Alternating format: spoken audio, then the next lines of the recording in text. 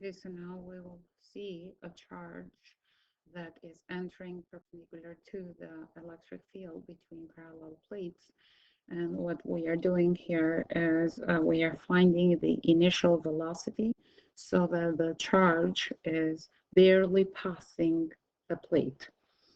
Now, on this case, what do we have is a proton that is entering between two parallel plates at a distance 1/3 the total distance between the plates when the voltage between the two plates is 120 volts and the distance between those two is 5.90 times 10 to the power of -3, -2 meters. The very first thing that we will see is what is the path of the proton, of the particle, and what is how is it moving? Is it going up toward the negative or is it going down toward the positive? Since we are dealing with a positive charge, then the path will be that the particle, as it is entering between parallel plates, will go into toward the negative plate, and based on the fact that the particle is barely passing the plate, that is telling us that the path will be exactly as you see it here on the red. So this is the path of proton in our case. If this was an electron, then would have been on going down. Now this is a projectile motion, which is a combination of horizontal and vertical motion. And in the horizontal, we have uniform motion, and on the vertical, we have a non-uniform motion.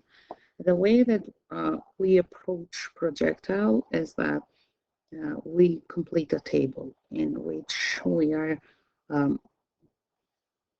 expressing those two motions, horizontal and vertical motion. So on the horizontal, we have a uniform motion, and on the vertical, we have a non-uniform motion. Having a uniform motion means that acceleration is equal to 0. And before we move to that, the factors that we will discuss will be 4 or quantities is acceleration, velocity, displacement, and time. Those are the 4 quantities that we discuss in kinematics. So we are saying now how is the object moving. And now in the non-uniform motion, we will have acceleration. And based on the second law of Newton, acceleration is force net over mass. But since we are dealing with a particle in which force net is almost equal to the electric force, since force of gravity of this particle is way, way smaller than the electric force, we can say that acceleration is equal to or almost equal to electric force over mass, and in this case is mass of the proton. Being between two parallel plates, electric field force is electric field strength between the two plates times the charge, and in this case is the charge of the proton over mass of the proton. And then between the two parallel plates, we have a uniform electric field strength, which is measured as delta V over delta D times charge of the proton over mass of the proton.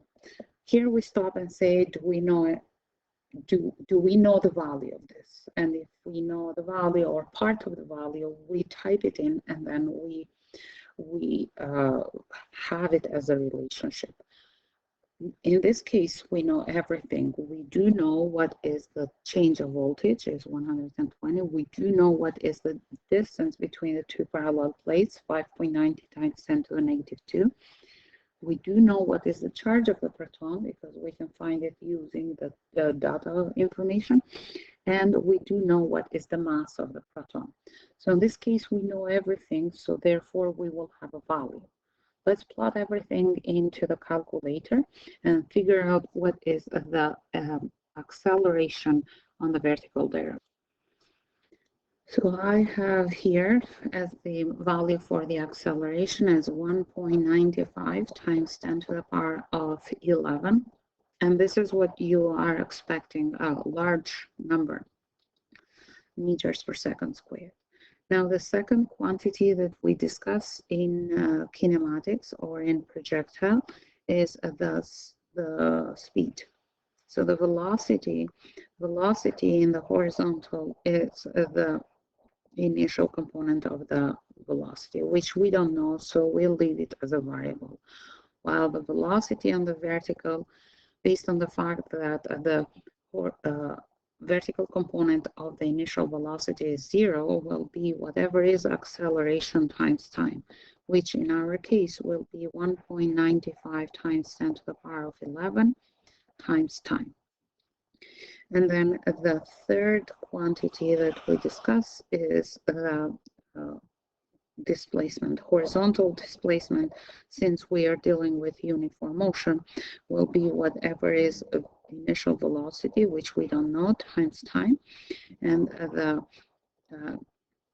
the vertical displacement, since the initial velocity in the vertical axis is equal to 0, will be 1/2 1 point times 1.95 times 10 to the power of 11 times t squared. Don't forget to square this up. And after this, we stop and say, what do we know? So from the horizontal, we have that the particle is barely passing the plate, which means that horizontally, the particle is moving for as long as the plates are wide. And on this case, in our case, is 18 centimeters. So x will be 18 centimeters or 18 times 10 to the power of -2 meters. And the relationship that we have from it is that it is equal to v initial times time. So this is the first equation that we get from the horizontal addition information that we have on the question. Now, on the other hand, what do we see is that on the vertical direction, the particle is moving from the point that it is entering up to the negative plate. And since it is entering to 1/3 of delta D total of this one here, then what it is moving is this part here, which is 2/3 of delta D. Okay, so now Y value from the vertical, Y value is 2/3 of delta D, which is 5.90 times 10 to the power of -2. So 230 times 5.90 times 10 to the power of -2 is equal to whatever is the relationship that we have here, 1/2 times 1.95 times 10 to the power of 11 times t squared. And this is the second equation that is coming from the additional information in terms of the vertical component of the motion. So now we have two equations. We have equation 1 and equation 2. And the question will be, what are we starting first? Are we starting with equation 1 or equation 2? Keep in mind, we are starting with an equation that has one variable, and the equation out of those two that has one variable is equation 2. So we start with equation 2, which represents the vertical, which, remember what we said, is a uniform motion or is the principal one in your data booklet. Start with equation 2, so will be 2/3 times 5.90 times 10 to the power of -2 equals to 1/3 1.95 times 10 to the power of 11 times t squared. And from here, don't forget to square root. Time will be equals to, I have here as time is equal to 6.35 times 10 to the power of negative 7 seconds. So if they are asking for the time and in the form a dot bc times 10 to the power of negative d, then you will record 6, 3, 5, and 7. In our question, we are looking for the initial velocity, so then we will move to, as the second step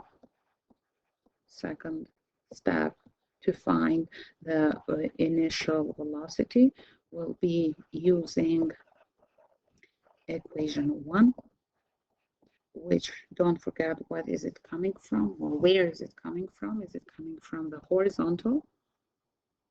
That is a uniform motion, which means that is coming from principal 0 in your formula sheet. So this will be the same as saying 18.0 times 10 to the power of negative 2 is equal to VI times time that we just found, times 10 to the power of negative 7. And then the initial velocity will be 18 times 10 to the power of negative 2 divided by the answer is 2.83